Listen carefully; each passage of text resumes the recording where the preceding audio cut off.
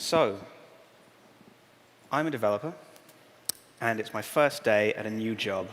And I'm really excited, because my last job was terrible. It took me days to get set up running the company's software on my laptop. It took even longer for me to get my first fix pushed out, even just to staging. So I really hope things go more smoothly this time. I've been tasked with getting this app here running. And if I look at the README, it says all I need to do is download Docker for Mac or Windows and run one command. Well, I've got Docker for Mac downloaded right here, so I'll just open that up, copy it into my applications folder,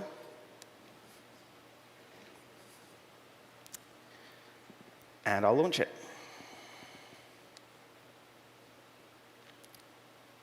Now, yes, I do. What we'll see up here is this lovely little animated whale, which means that it's starting up. And while that's happening, I'm just going to clone this repository.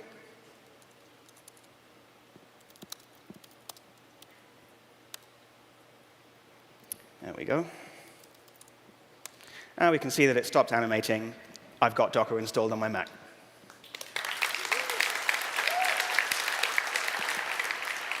So, just one command. I'll copy that. All right, creating a bunch of things. We get some output. I don't know what any of this means, but it looks like stuff is happening, to be sure. And we just give it a moment. All right, I guess it's running now. So the README says it's going to be running at localhost 5000 and 5001. So let's go open those up. Localhost 5000 and localhost 5001. All right, you might recognize this app if you were in Barcelona. It basically lets you vote between two options.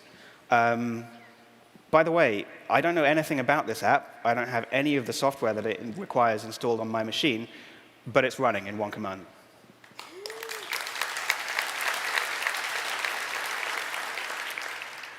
So I can place a vote for dogs, and we can see that we've got one vote and 100% support for dogs, resounding. I can also I can change my vote. So I'm going to switch to cats, because that's what I actually like. But hang on, something's gone wrong here. It says no votes yet, and 50-50. Wait, hang on. I can vote for dogs, one vote, 100%. I can vote for... OK, something's wrong here, because that should be going to 100% cats. I think we have a bug. I wonder if I could fix this on my first day. That would be really impressive.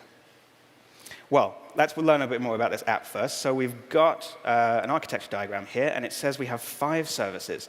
We've got that voting app on the left. That's written in Python. Those votes go into a queue in Redis. They get processed by a Java worker and go into a Postgres database. And finally, the results come out in a Node.js app on the right there. All right. We've got a, look at the files. We've got a docker compose.yaml. That describes all 5 services. So there's the vote app, which is built from a vote subdirectory. Redis, which uses Redis from the Docker Hub. Worker, which is built from another subdirectory. DB, which uses Postgres from the hub. And finally, the result app, which is built from another subdirectory. And it's also got this debug config here. I wonder if that means I can debug this app. Let's open up the result app in my IDE and have a look at the server code. So here's the server code for displaying the results. If I put a breakpoint in right here, just before the votes go back to the browser, and I attach my debugger, then it breaks here. So hang on a second. This is a Node.js app. I don't have Node.js installed. For that matter, I don't have Python, Redis, Java, or Postgres installed on my Mac either. This code is running inside a container, and nonetheless, I can live debug it. That's pretty cool.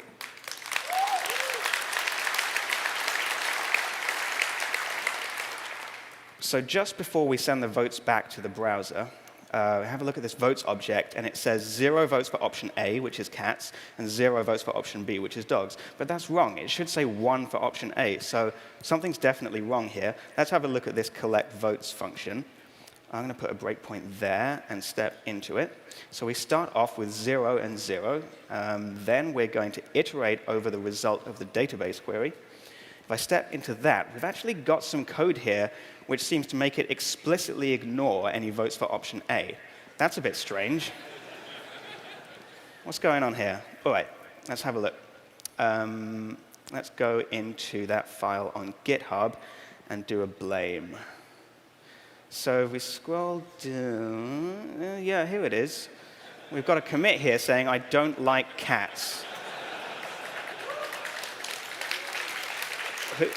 Who is this person? Oh, it's a dog. I guess one of my coworkers is a dog. That's fine.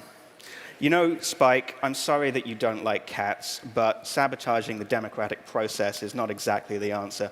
So I'm going to delete your code and save the file. Now, I just saved that file, and my debugger detached and reattached. Why did that happen? Well, a file system event got triggered. It was picked up by Docker for Mac, and it was passed all the way through to the container. The Node.js process inside the container detected it and restarted, and my debugger detected that and detached and reattached. So the code is running again, and I'm back to the debugger. Everything's just running.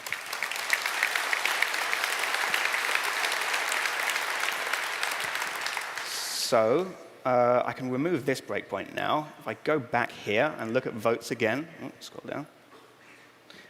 Looks like we now have one vote for option A, so things looking good. I'll remove this breakpoint too, send this thing on its way, and detach the debugger. Now, if I come back, it looks like we've got 100% support for cats. Brilliant.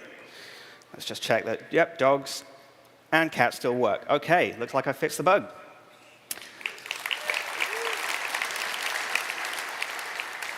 So the next thing to do, of course, is commit that. Yep. Restore democracy. There we go. And I'll push that. Wonderful. So I guess what I should do next is deploy this to the staging server. So we do have a staging server set up. It's over here. As you can see, it seems to be displaying the bug. Yeah, OK. We can vote for dogs, but not cats. So this is actually running on Docker Cloud, which I've got open up here. And I've been added to the organization for my new company. So let's go into that. So here I am in my company's organization. I can go over to repositories and click on the result app. And it says it's building. That's because it's configured down here to auto-build whenever I push to master, so I didn't have to do anything there. And another thing it's configured to do is run automated tests. So if I go back to the result app, there is, bye Spike, there is a test directory with a very simple test. It's such a shell script. It does a curl, and then it greps for one vote. So it basically simulates voting. You notice it only checks the option B case, so it didn't catch this bug. It's not a very good test. I'll have to probably fix that later on. But anyway, so that's going to run as part of the build, and the build will only complete if the test passes. And then if I go over into the services, so we've got all 5 services for the voting app set up here. If I go into the result app, we can see that it's set to auto-redeploy, which means that as soon as the build is finished, it'll get automatically deployed. And finally, it's integrated with Slack. So in this channel here, I'll get a notification as soon as the build has finished and as soon as it's been pushed. So well, I don't know. Can I be bothered to wait for this? I don't know. If this takes too long, I'm just going to use that as an excuse for my first extended coffee break, I think. But let's just recap here. I've been at my job for 10 minutes. In that time, I cloned an app, installed Docker, got the app running, even though I had none of the software that it required. I found a bug, debugged it live, fixed it, pushed that to, oh, look, it finished. We got a Slack message? Yeah, right. I pushed it to Docker Cloud, and without me having to do anything, Fix has now been deployed, and the bug is fixed in staging. All right.